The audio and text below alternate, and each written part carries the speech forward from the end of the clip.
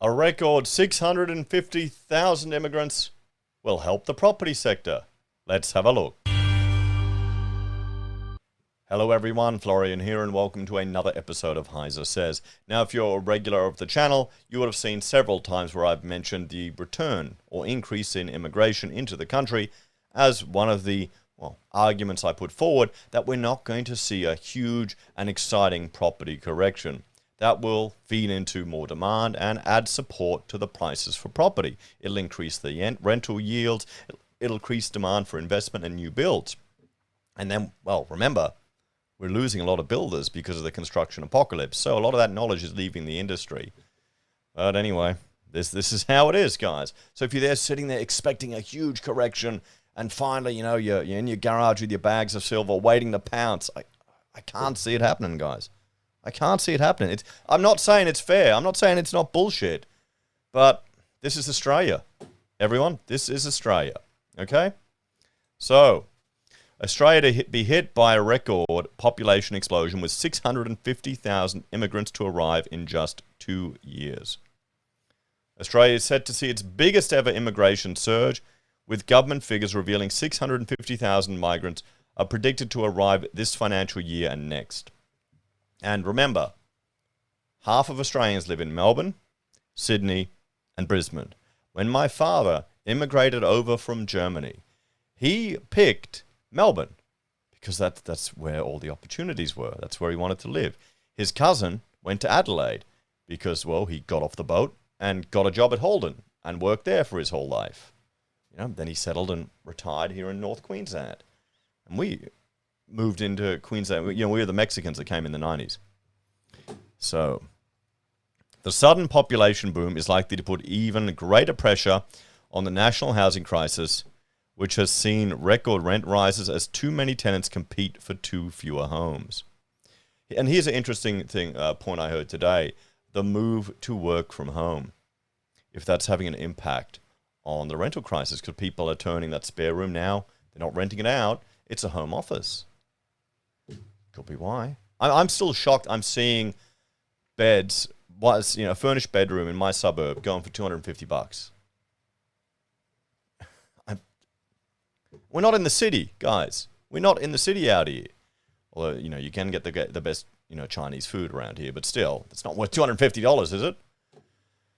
But it will also ease workforce shortages, which have caused chronic job vacancies where employers have struggled to find staff to fill positions, especially in retail, healthcare, hospitality, and tourism. I was talking to the labour hire firm I deal with. I need some help getting some holes dug. So I've got someone coming tomorrow, and I said, because I was talking to the boys I had here last time, and they're saying it's really easy. It's just an app. They pick the jobs they choose, and they just drive there, and it's fantastic. And I was asking him, if it's, do you take everyone? And he goes, oh yeah, we kind of do. We kind of make sure they've got experience, but you gotta vet them. And I'm going, if it's that easy and there's so much work around, because he was saying they had trouble getting people, there was labour shortages. I'm going, why are people on the dole complaining about being unemployed? And he goes, yeah, they don't want to work hard. Because, it's hard work, labouring, but it's not bad money. Anyway, the revised migration data comes after just 300,000 migrants touched down in the country during the last 3 years of pandemic lockdowns and lockouts. Treasury officials in 2019 predicted a total of 1.2 million migrants would arrive in the country by the end of 2024, but that figure has now been revised down to 950,000. 950,000. What's our population now? Hang on, let me just check that. Australian population, 2023. So we're 26.5 billion people. So 900,000 is a pretty significant chunk of, let's go Brisbane population. How big's my city? 2.5 million. So nearly half of Brisbane. What about Canberra? Canberra population. So double Canberra. Or 1.5 Canberra. If we're looking at the 650,000 and 950,000, about 2 Canberras. What's housing like in Canberra, guys? People want to come to Australia. It's an awesome country. for all the bitching and moaning we do, for all the frustrations we have, it's a lot better than other parts of the world in many regards. But then again, smart people come here, earn money, and go home with their, the money they earn. They buy a cheaper place to live, like our Canadian friend, Mike in the Night, who has built his little place in the Philippines for bugger all money. For what it cost my neighbor to build a fence, he's building a house. But anyway, the latest analysis means the country is expected to see 650,000 migrants start a new life in Australia at the end of the 2024 financial year. At least 350,000 are predicted to settle in Australia this financial year, with 300,000 more in the following 12 months. The previous record high over 2 financial years was 577,000 migrants in 2008 and 2009 under Prime Minister Kevin Rudd. The sudden surge in the population is set to deliver a budget windfall to the government, with a boost in consumer spending and taxes to help economic growth. But it will add to the deepening housing crisis, with housing supply unable to meet the need for renters, while soaring interest rates and the high cost of living have curbed property sales. And, well, what about our potable water supply? It's not keeping up with our population growth. And, well, we've got a bunch of Greens in the Parliament now that are probably not going to be too happy to building new dams and infrastructure. Hey, I'm sure we can just drink soy oil or almond seeds or whatever. Yeah, that doesn't need water, does it? No. And plants don't need water, do they? No, not at all. No.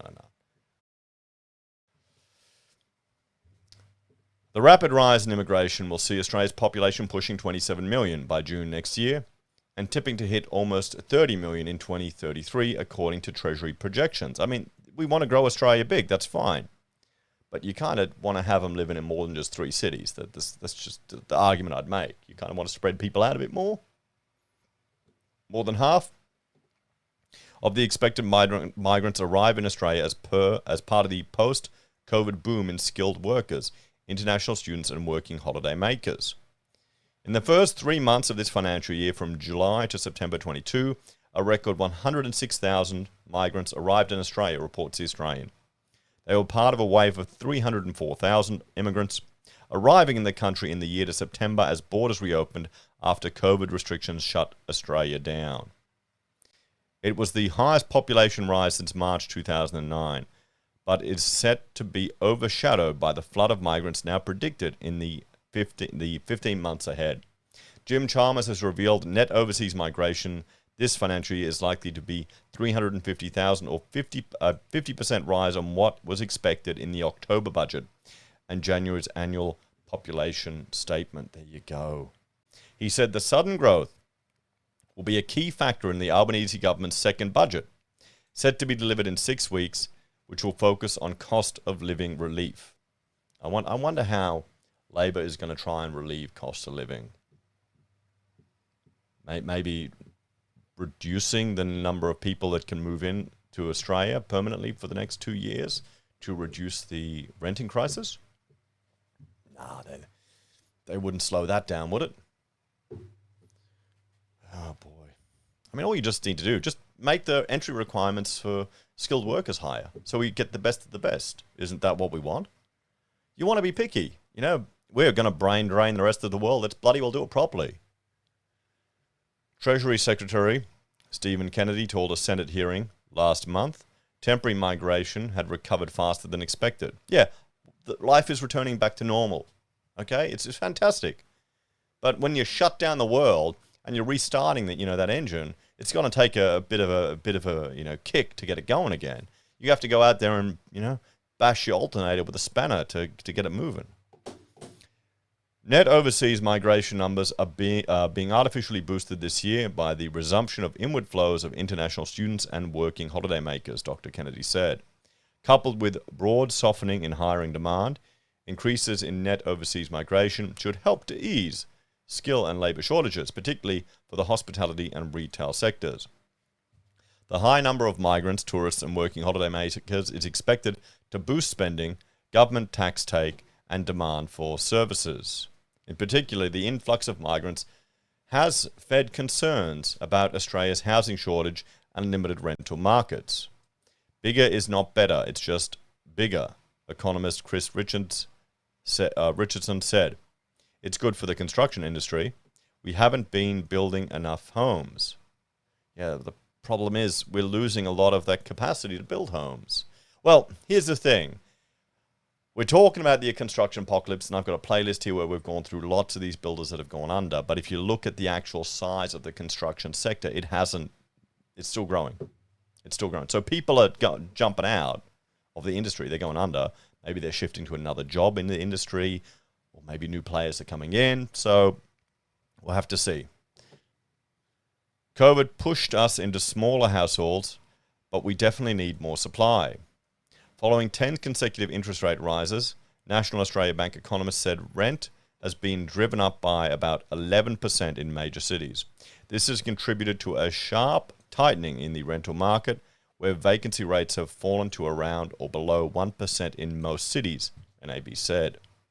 Government sources insist the spike in migration is temporary and will return to the pre-COVID 10-year annual average of around 230,000 migrants after 2024. Remember when we were told the cash rate wouldn't increase until 2024? Remember that? Even if it does, guys, there's going to be continued demand for accommodation here in Australia, driven by migration. That's not going to go away, and they're going to have to continue to push for it because, frankly, a lot of Australians aren't having children. So you need to maintain population growth. You need to maintain that tax base. We need to pay for all the nice gimmies that everyone likes here in Australia. So if you're sitting there waiting for a dramatic housing price correction, thinking it's in a bubble, thinking it's overpriced, thinking it's just not fair, measuring it, comparing it to, wages, you've got to look at all of these other factors that come into play too. There's also some fundamental supply and demand issues. If this demand is coming into the country, there's demand for it. You've got to compare. We're a colony on the edge of the world, guys. Okay, we're a colony on the edge of the world. We teach people English.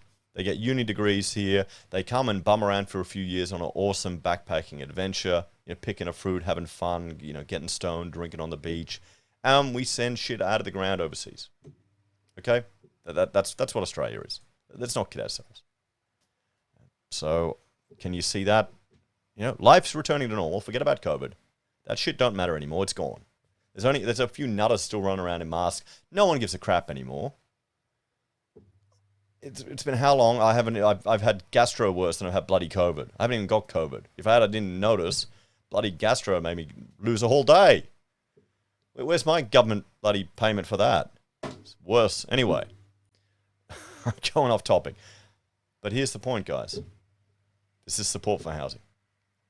Anyway, let me know your take on this one. Are you surprised? Or are you expecting it? Did you think Labor would make changes? We'll have to see.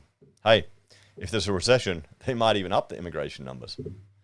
Anyway, guys, thanks for watching. Check out Heise BIM or Heise Does. If you're a fan of the channel and enjoy the content I make here, you can support us on YouTube or Patreon. Use our referral links via Pocket Squares or call us if you need an architect.